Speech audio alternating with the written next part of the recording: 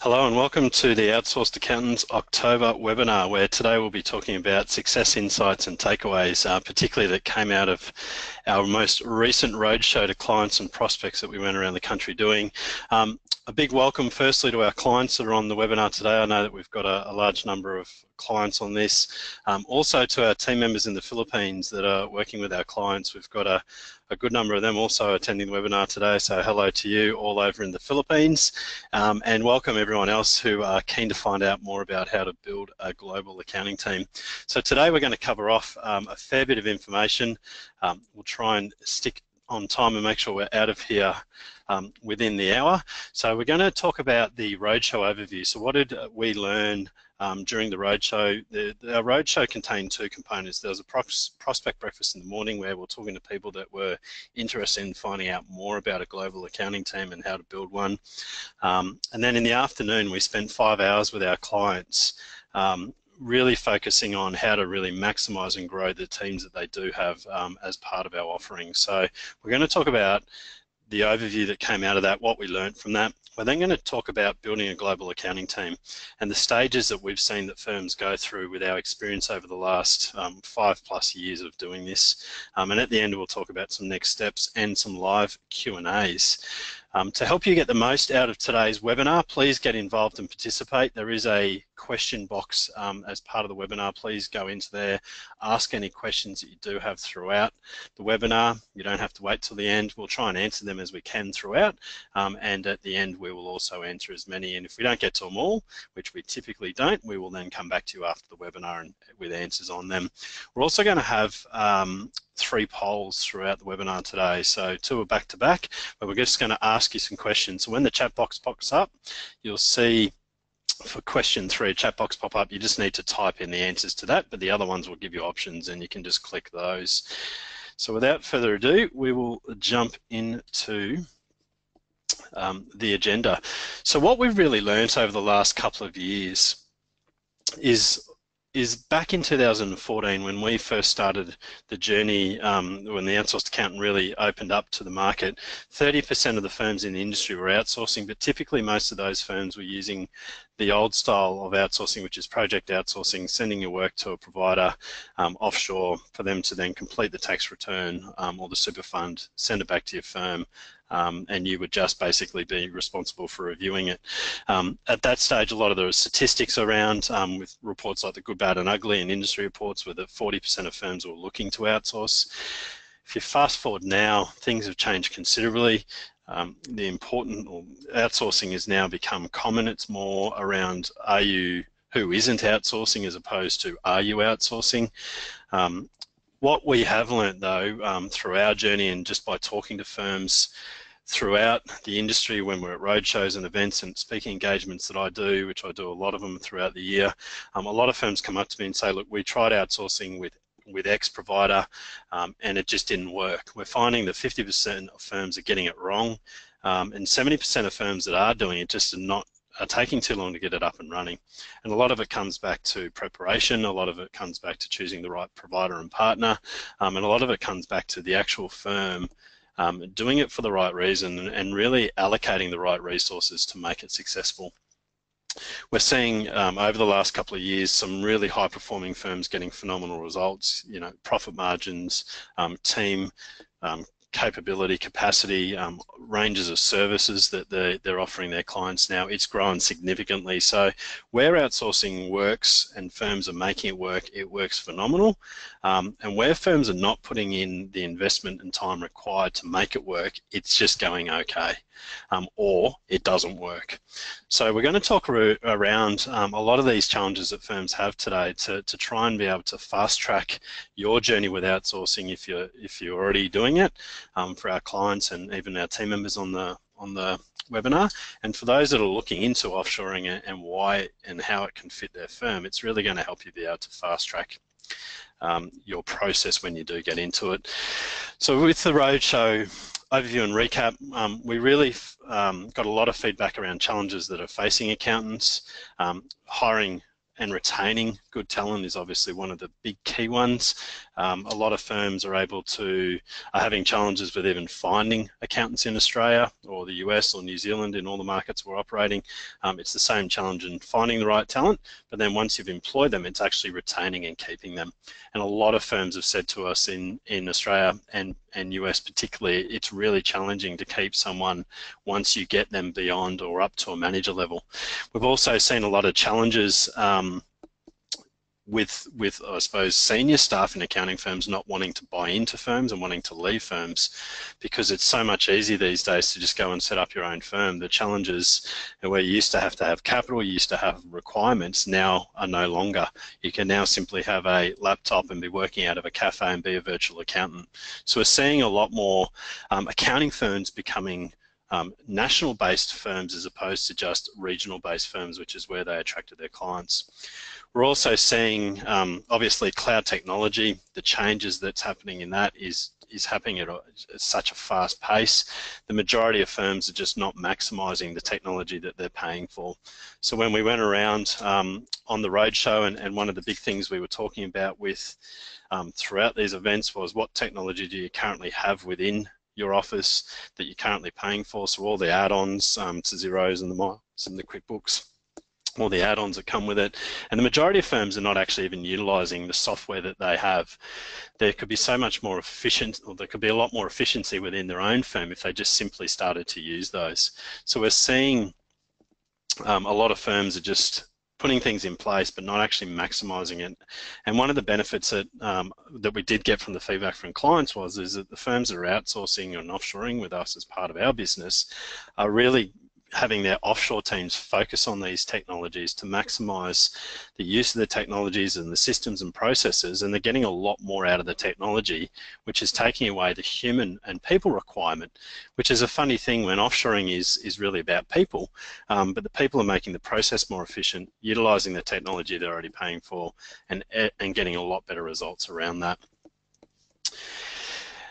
So one of our focuses for today is to help educate generally the accounting community just around what are the challenges that are common that firms are saying, how can these be alleviated, and what are high performing firms doing. We're just talking about purely experiences of what some of the successful clients of ours are using. So some of the insights across the industry, I mentioned before, but technology is changing at a rapid pace. Accounting firms are just not keeping up with it. We're still seeing the adoption of technology being so minimal. Yes, firms are starting to use a lot more cloud-based technology, but they're still not using technology to its fullest. The thing that we saw high-performing firms is that when they do get the offshoring team on the global team really working well, their onshore team being in Australia, US, New Zealand really grows and flourishes as well. They're also having a higher retention rate of their staff. We also found that their staff typically will grow within their firm at a faster rate than they would if they were doing the traditional model, which is 5 to 7 years. You do the basic tax returns, then you do the more complex, then you get up to manager level, then you get up to senior manager level. The typical process is really fast track when you do have a global team, taking away a lot of that process orientated work. The biggest, one of the biggest learnings that we found throughout the Roadshow, and particularly the feedback we got from our clients, is community and really linking our clients together to work a lot more together. So we've set up Facebook community group. We're now running these roadshows throughout the year. We're running our first offshoring conference next year for our clients.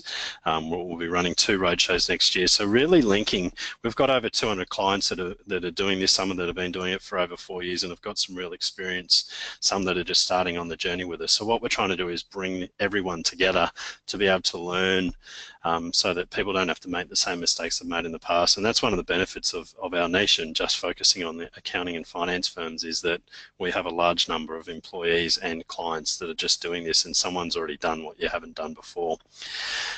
Finally, the process of building a global team, which we're actually going to be covering off in a lot more detail today, so I won't talk any more about that. But well, really, I suppose the Roadshow overview and recap, the big things, the big takeaways that we saw was technology is really advancing at a quicker rate accountants are just not keeping up, and if they are using technology, they're not maximising it.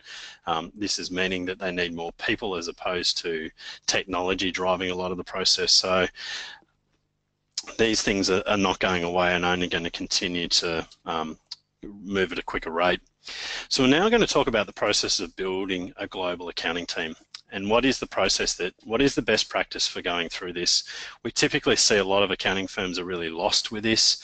One of the questions that I asked at the Roadshow to both in the morning for the people exploring offshoring and then to our clients as well is, how many of you actually have a 1 year, 3 year and 5 year people strategy?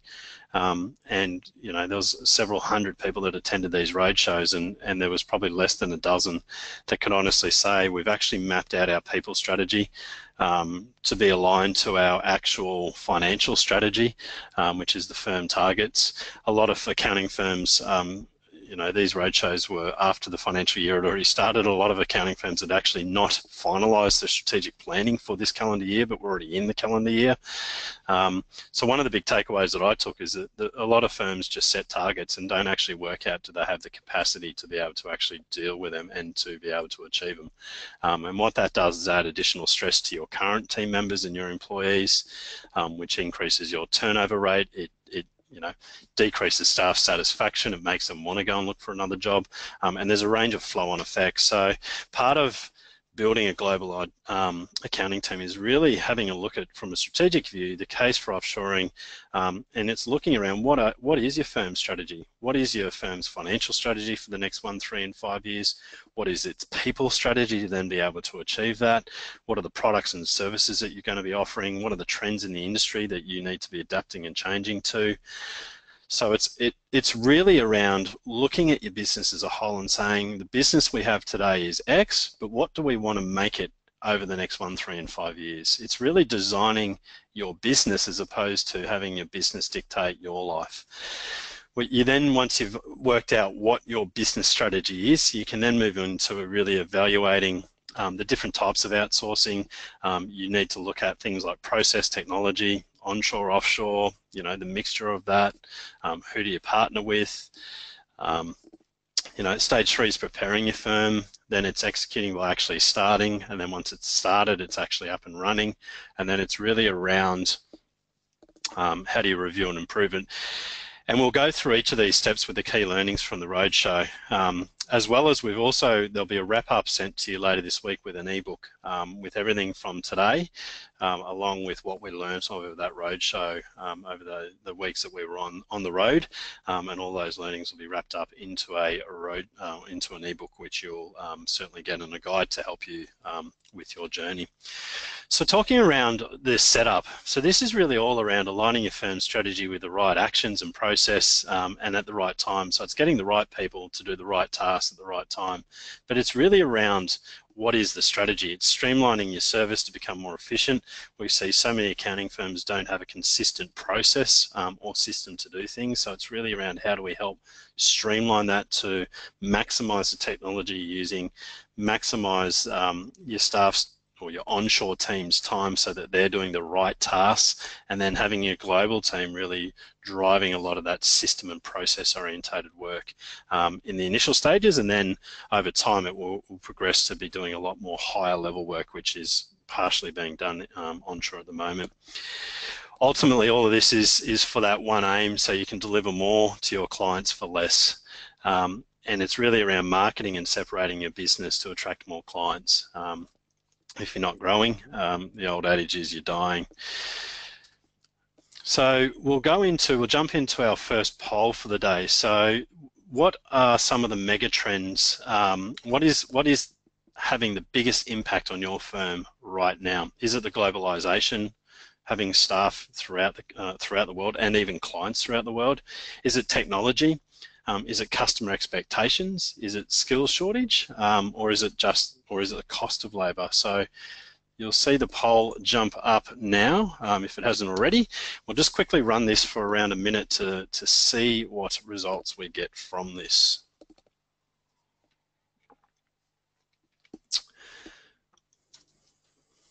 Okay, so some of the results coming through, over 50% are saying technology.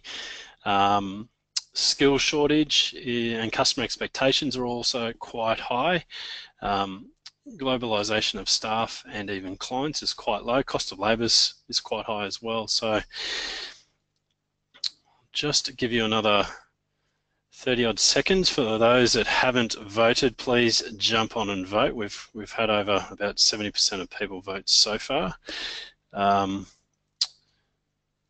Okay, so we might just close that off. It's been a minute exactly now. So interesting results. Most, over 50% of being technology is really the thing that's having the biggest impact on firms. And then we've got customer expectations and skill shortages coming up, closely followed by cost of labour. So you could almost say skill shortage and cost of labour are bundled together. It's a high percentage when you look at that.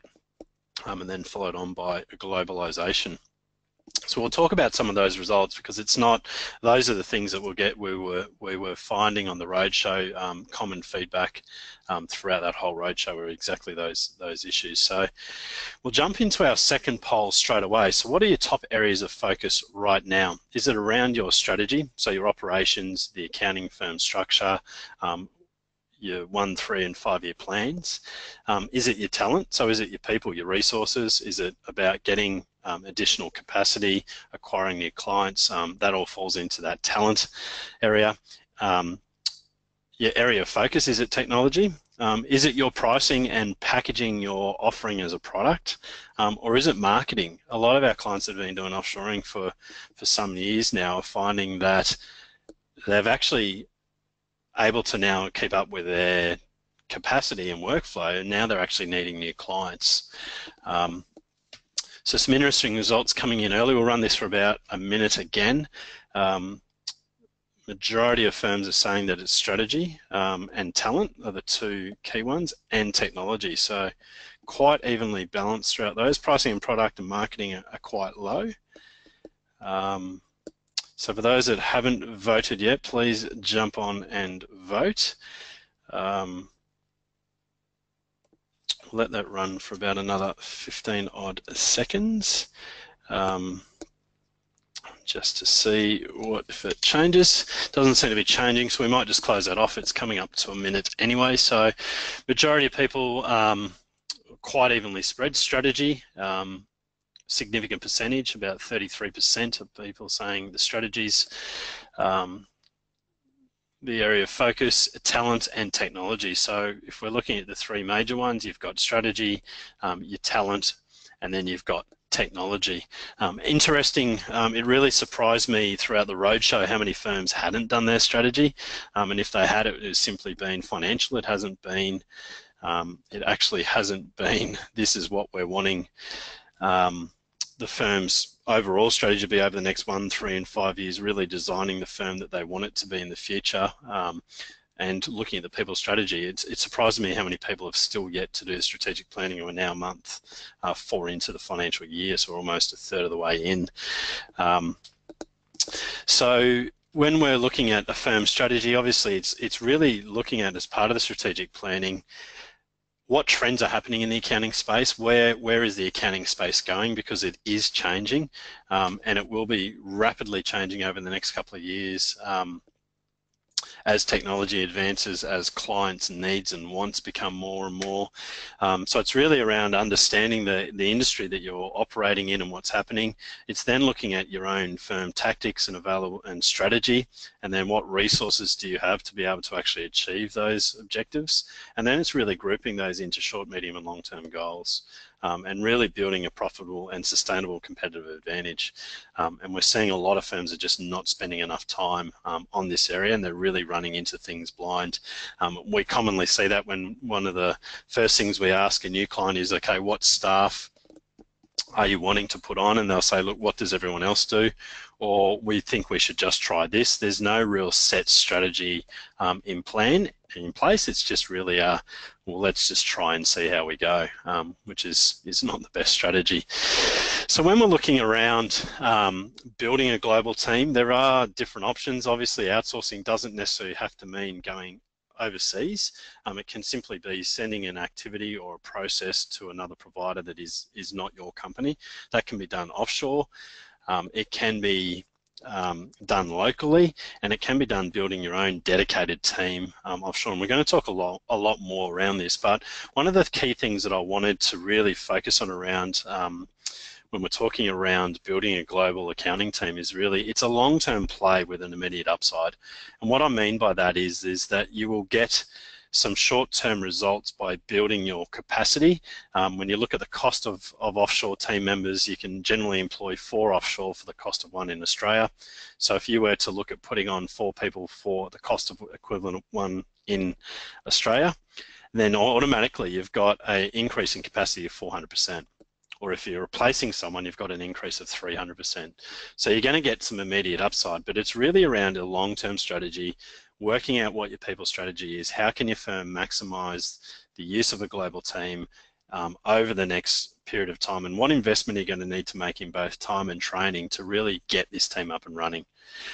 We're working with all types of firms, from sole practitioners right up to, you know, top tier, second tier firms.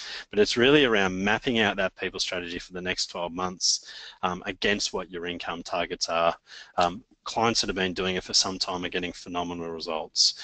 Some of the benefits of building a global team is obviously building out processes, because a lot of firms don't have these. You really become workflow focused and really focusing on client outcomes. You're matching the right skills in your within your employees and offshore team to really get the right people doing the right work. Locally, in your onshore team, you're going to be fast tracking your key employees throughout their career. They're going to move to a higher level sooner. You're going to utilize cloud technology better. A lot of our clients are maximizing technology, so not only are they getting an increased capacity from the new team members they're putting on, but they're also getting a real benefit by utilizing the technology, because they now have people that, or they have capacity for people to actually focus on getting the technology set up and running properly. Growing your IP, and you're obviously being part of something bigger. So what sort of impacts can an offshoring team, can offshoring have on your team? And it's where we're talking about this, it's really aligning your strategy with the right people and involving your systems and processes that makes your business unique and what it is. A lot of firms, when we first talk to them, really talks around, a lot of their issues are, well, how will my team in Australia and the US take this? What's going to happen to them? Are they going to think that their jobs are replaced? How are our clients going to deal with it? But you can get some real, the one thing that we find is a lot of firms don't track KPIs, and when we ask them, how do you measure success with your staff now currently in your office, a lot of them say it's just purely based on productivity. And productivity, as you and I know, is easy to fudge and manipulate. It's not a great way to really be able to track, is someone succeeding. You're really going to get some valuable insight into your business in the first couple of months when you've now got a global team. In a lot of cases, they will outperform your local team with some of the process-orientated work. But it's really around setting some very clear guidelines and process and systems, and having KPIs that fall off the back of that. What I mean by that is typically a lot of accounting firms wouldn't track transactions entered. So for bookkeeping employees, do you track how many invoices they're entering, how many transactions they're reconciling per hour? When you get an offshore team, it's one of the things that you should be tracking is numbers like that, because then you can benchmark all of your team against that. But you'll get some fascinating and highly valuable insight into your business once you do start to build a global team. You'll really see the inefficiencies in your process, and this is one of the biggest things that a lot of clients find, is that the way that they do it and have been doing it in the past just doesn't work when you start to build a global team. And you'll start to get some real opportunities to deliver great value to your clients. And by doing that, how you can do that is actually by having time. Your staff in Australia are not just getting hammered with work, they're able to really focus on what they're doing for the client, and even looking at how do we help the client grow their business. When we're talking around mapping out processes, this is the first thing that a lot of firms throw their hands up and say, look, we're not ready to offshore because we don't have structured processes and systems. You don't need to get started. A lot of these processes and systems actually get built by your offshore team. We've found a lot of our clients have their offshore team building these and then fine-tuning them. But it's actually really mapping out what is the processes within your business, and then who are the right people to be doing the right tasks. Some of these tasks need to be done onshore, and when I talk about onshore, I'm talking about in Australia or the US or the UK or New Zealand, wherever you are. And offshore meaning a global team. So what tasks within that process map that I've got on the screen now would you still want to be doing onshore? But then what parts of that process would you actually be doing offshore? You don't need 200 processes to start with offshoring. It could just be simply one or two key things. Start with your priorities, get capacity, and then move through in the order that you need to. And it's really about identifying the right people, doing the right tasks, and at the right cost. What we see is, particularly onshore, a lot of your staff are doing work. Their chargeable rates are over $100 an hour, $100 plus. But what we're seeing is that they're doing work that really is, you know, $10 to $30 an hour work that should be getting done by a global team that are probably more skilled and more structured and focused on that type of work. So we're seeing the wrong work being done by the wrong people. We're then looking at what technology are you using. I mean, XeroCon a couple of weeks ago, for those that were there, obviously announced their technology stack and how they're bundling things together. One of the biggest things that we don't see firms do, which I spoke about before, is they don't maximize the use of the technology that they're paying for. Things like Receipt Bank is only being used at 30 to 50% of the capacity that it should be. So that we're seeing a lot of firms are just not maximizing what they've got. So we'll jump into a poll now, which is actually leading into this. What are the top 3 software apps that you're using now that is helping your firm become more efficient? Now, you are going to have to type these into the pop-up box that comes up. So we might just run that poll now. We'll jump into that.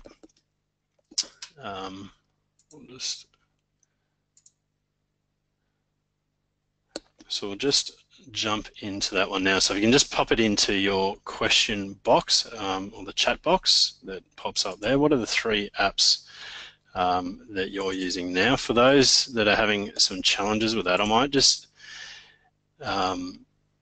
launch this one now so that you can have a look at this. So you can simply click on if it's Xero, MyOb, Receipt Bank or Salesforce, and then type in your answers to the chat box for the ones on top of that.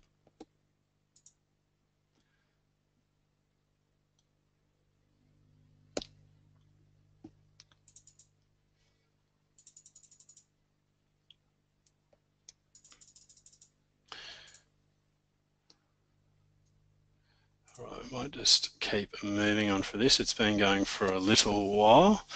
All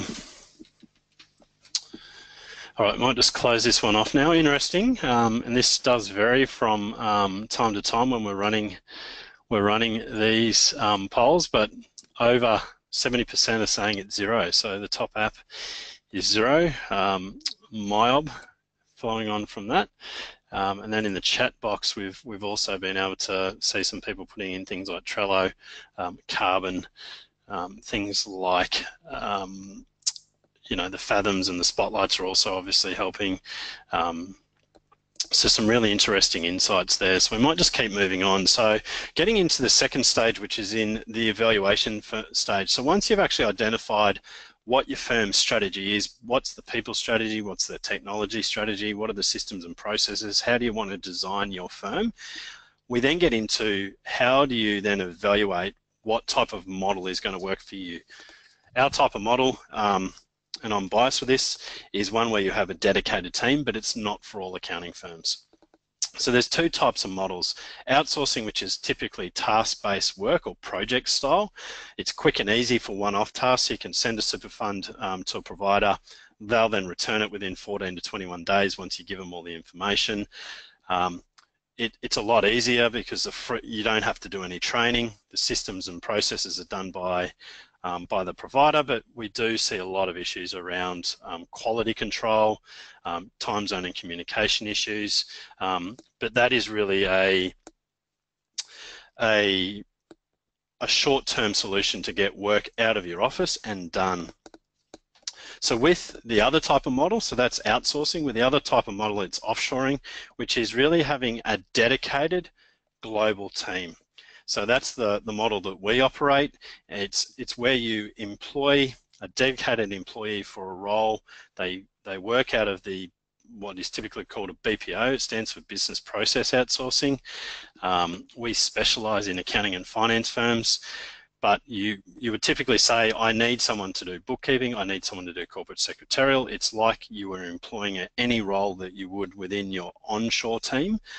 We simply go out to the market, we find 3 to 4 applicants, you then interview them.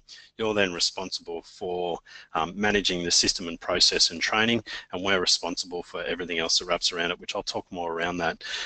We've seen the industry trends over the last 3 to 5 years, and particularly over the last 2 years. The majority of firms were outsourcing, so it was task-based work, sending the work, has really been swinging across now to the dedicated global team and having that long-term strategy. The project-based work can work in the short term, and it is a viable solution, but it's not really a long-term solution for you. So what we've found is that firms are utilising the offshore model. It does increase their productivity and improves workflow once it's up and running. But it's really around matching the right skills to the right people. And it's really around, it's not a profit play. It's not about trying to increase your profit and your margin. It's really around what's your people strategy and how do we get the right people doing the right work, and then how do we retain the right talent onshore and offshore to be able to grow the business. And what we've seen with probably 97% of our clients is that their local teams are growing. Their offshore teams are growing at a faster rate, but their local teams are also growing. None of our clients are actually reducing. They're all growing, and they're all needing both onshore and offshore people. So one of the biggest challenges is around how your team reacts to getting a global team, and it has a huge impact on how you frame the message to them. It's really around explaining why your business has taken the strategy to build an offshore team, how it's going to manage and drive, and what's the process for really managing this offshore team. It's really around selling the message that you're going to take away the process-driven tasks and put that into a global team, so that the local team can be focusing more on higher value and higher end work. How to become more efficient. It's about having more fun. We commonly see that accounting firms are typically, when we do satisfaction, or you see satisfaction surveys that are out in the marketplace on accounting firms, it's not typically coming up high, because it is a high volume, high pressure work. You've got to get your productivity numbers. So people are working extensive hours. Typically accountants, accounting firms are not really promoting work-life balance and really trying to focus on the well-being of their staff. They're really driving them to hit targets. But it's also, when you're selling this to your team, they should be excited about having a global team, and they should be excited about how it's going to help them grow their career and fast track it, how it's going to help the firm become more efficient and evolve your systems and processes, and how it's going to really set your business apart in the future. So if it's sold the right way, we really see that firms staff onshore are embracing it. Where it's not sold well, we're really seeing some firms are having some challenges at the start. So getting your firm ready, one of the key questions I always like to ask, and this is something that I ask every year of our own team, is would you enthusiastically rehire every single person in your firm today if you were starting your business again tomorrow? And there's very few people that can honestly say start. So when you are starting your offshoring journey, you will see people that are hiding behind a rock. When I had my own accounting firm 4 years ago and we were offshoring, we quickly found that there was a group of people within our Australian business that were hiding right behind a rock. We thought they were busy, their productivity numbers looked good, but when we started a global team and they were outperforming them within a matter of weeks, we really saw who was hiding behind a rock. We didn't make anyone redundant, but people realised when their numbers were so far off what a global teams were after only a month, they quickly made their own decisions, and then we rehired the people that were the right people in Australia for our business at that time. So you will identify some people that are hiding under rocks. It's it's just a natural cause. The key actions with getting your firm ready is finding a partner to partner with offshore and finding the right one. And obviously we're more than happy to help anyone on that journey. It's learning about the education that that provider provides, the coaching and mentoring systems that they provide. It's appointing a project champion, so who's going to be responsible for your offshore team. Initially, a lot of the firms use their partners or key managers, but then over time they'll employ a dedicated person to manage their offshore team. So it's appointing a global team champion, setting up the key roles for the testing and processes, discussing and considering the roles. So what are the roles that need to be put in place, having a transition plan, getting in place new structures, obviously updating your systems and processes, training your local team on how to best manage and work with an offshore team. And then it's based around what are the communication tools, because now you have a second office, and for a lot of people this is the first time they've had more than one office. So now that you've got a global team, how do you actually build your company culture across those two offices? So with obviously experience is what you get straight after you need it. So this journey doesn't have to be a lonely one. It is something that we work exclusively with accounting firms on, and we're building a lot of processes and systems to get this up and running, so we'll be holding your hand along the journey.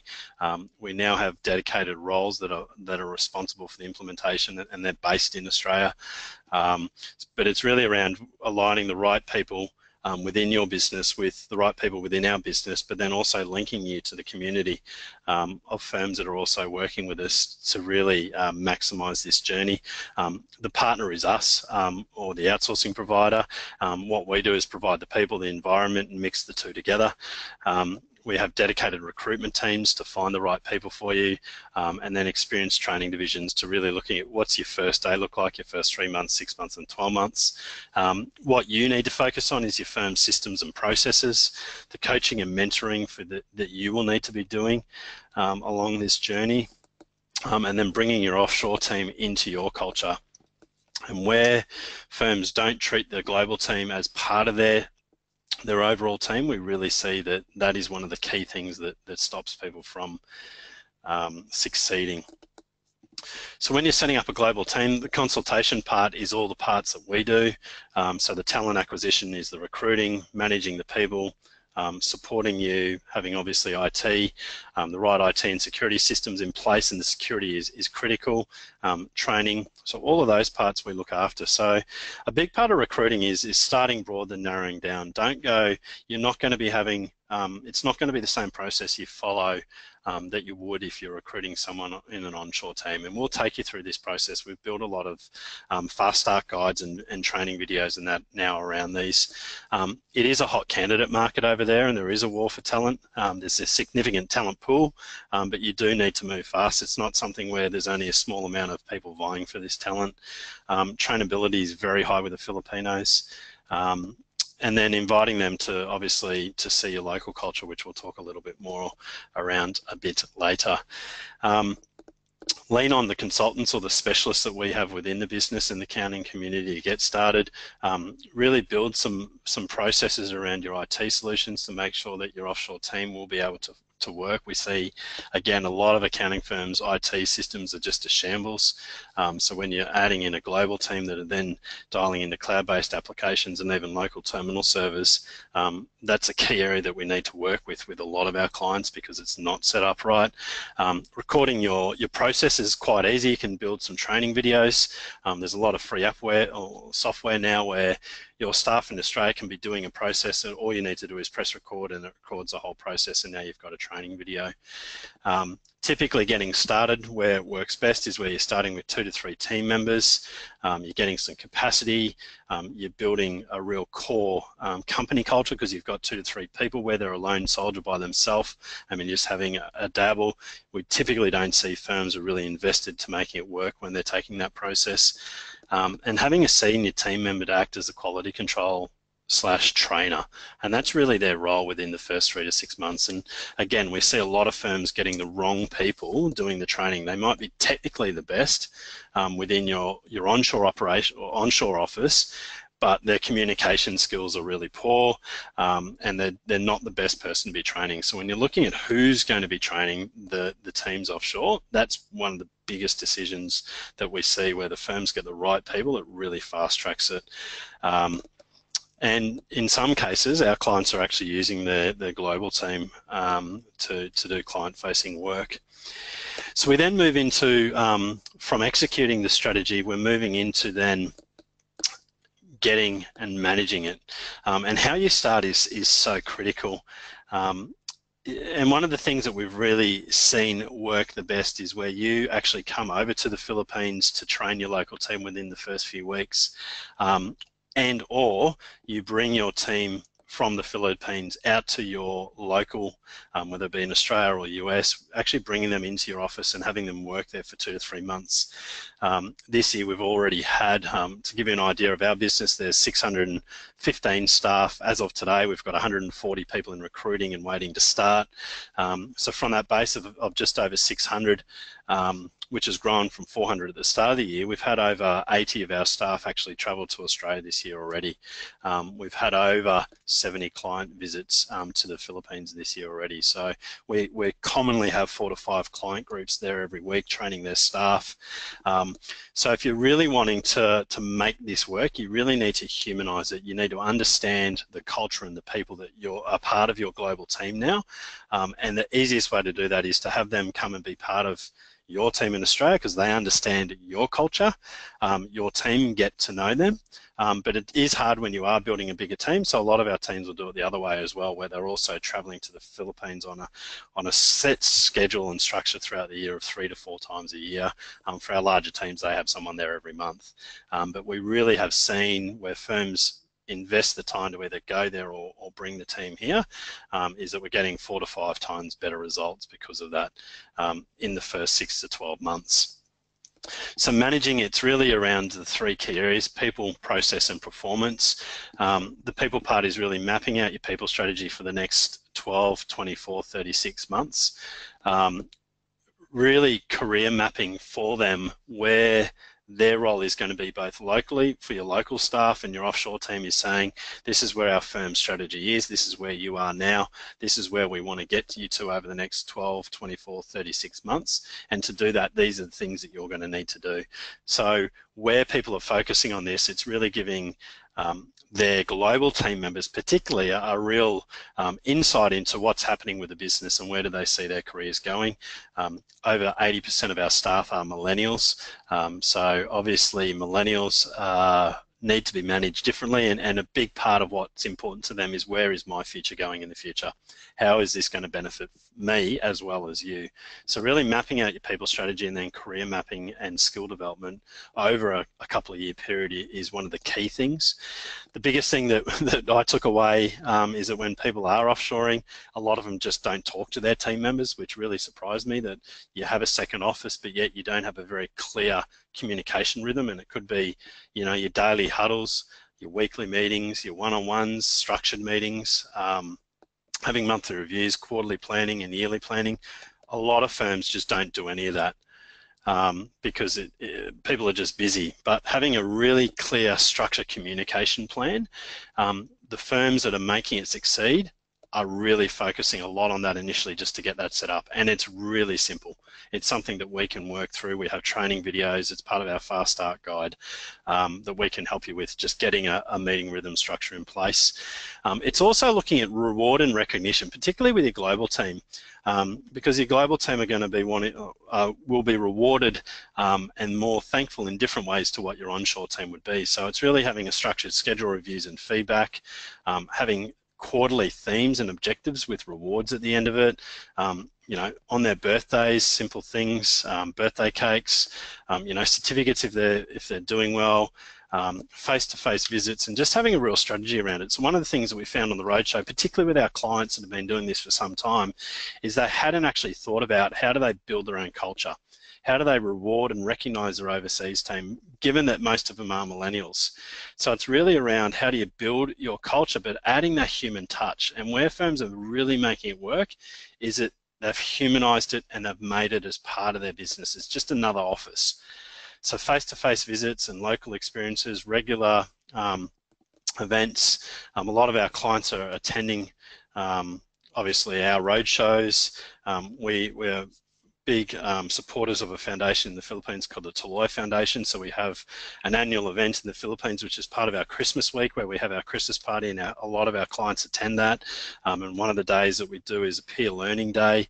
And as part of that peer learning day with all of our clients, we also do a charity event for half a day. So that's all part of it. But then the real critical part where we're seeing a lot of our clients really maximising their offshore team is really utilising technology, exploring what technology is available for enhancing their businesses, processes and systems, and communication and training, and how do they utilise those to really maximise the growth of their overall business, not just their offshore team.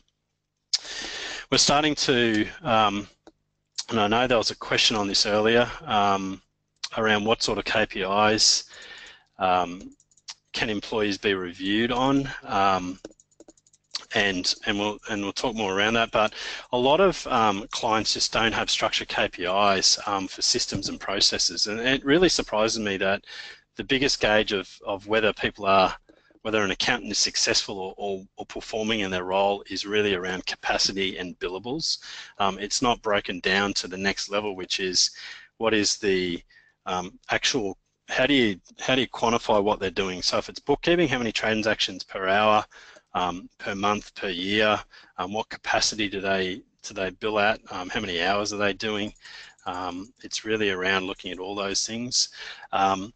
But some of the firm strategy, firm numbers that we're seeing a lot of firms tracking. So this is not an employee productivity tracker. This is more of a firm. Is really, how do you justify your return on investment, because you are investing time and money to build a global team.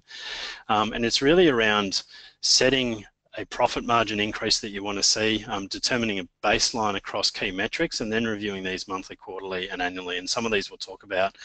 So work in progress. You will see your WIP blow out, meaning your days will, in some cases, for some firms, actually become slower at the start, because now some of your onshore team are now focusing on training the offshore team. So your WIP days will increase. This is not something that will be for a long period of time. It's just the initial, couple of month or so. But you'll see this really swing back the other way and see a significant compound return and around this. So your WIP days will initially be slow down, but then they'll fast track. We've had some firms that have taken WIP days from up in the range of 40 WIP days down to 17 WIP days on average for their firm over the first 12 months of outsourcing, which is quite significant.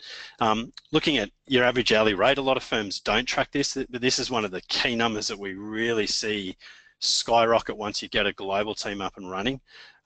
It's really around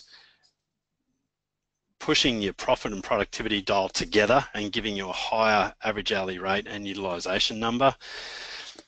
We're really seeing a lot of firms starting to consider having 24-hour accounting firms, or even double shifts, so having 2 shifts of staff offshore, so that the workflow in Australia is becoming at a lot quicker rate when your global team are running on 12 to 24-hour shifts over there.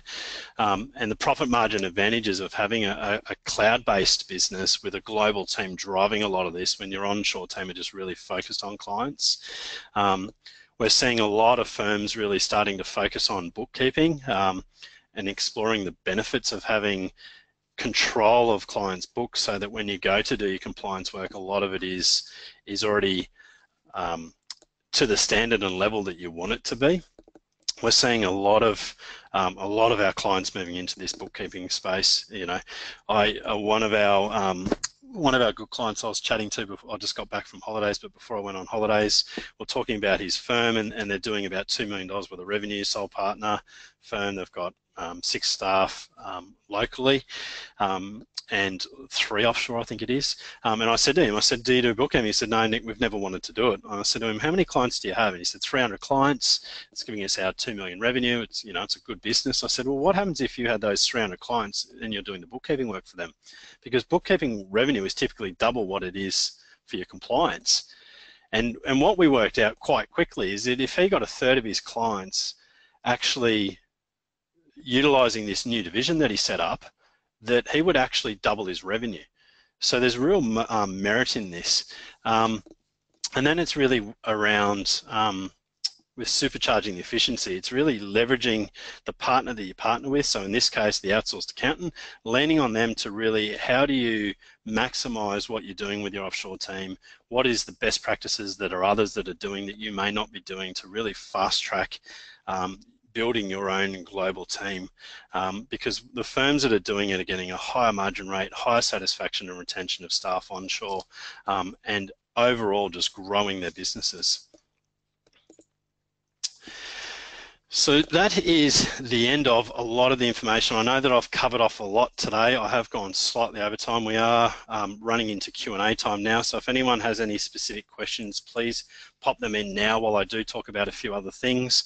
For those clients that are on today's webinar, please check out the emails and our yearly calendar that you got around the Christmas week that is happening in late November and early December. Depending on the office where you're situated, the dates are different, but we are having our annual client day on the Wednesday, which will be a half-day peer-to-peer learning, along with a half-day at the Taloy Foundation, which is the charity that we are one of the major supporters of. Please contact us if you want to have a look at our new Fast Start guide. For those clients that have been with us for a while, we've now created a Fast Start guide. You'll also see within our Facebook community group a lot of these videos on communication, recruiting, training are starting to feed through, so have a look at those as well. And for everyone on the webinar today, please keep an eye out. We do have one last webinar coming up in November, so this will round off our webinar series for the year, and it is all around technology. So we're getting some of the best technology providers in the industry on a panel to talk around how utilizing technology and a global team can really fast track the efficiency of your firm. After today, you'll also get a webinar follow-up, which will also include the first version of the ebook around how to build and grow and maximize an offshore team, with all of the things that we've learned from the roadshow that we did this year from all of our clients and even prospects that are looking at outsourcing. Please go onto our website as well. We've had webinars every month this year, so there will certainly be some there that you can also watch and learn from. So thank you everyone for your time. If anyone has any questions, please pop them in. There have been a few that have popped up, but we'll answer those separately. One question I'll just quickly answer, which has come through. What level of experience do accountants in the Philippines have in Xero and other apps? So to quickly answer this one is typically they don't, but we do have a training department that do train them on the softwares. What we've found through experience is that the software is the easy part to teach. The hard part is really around what's the system and process that your firm follows within these. The software is the easy part.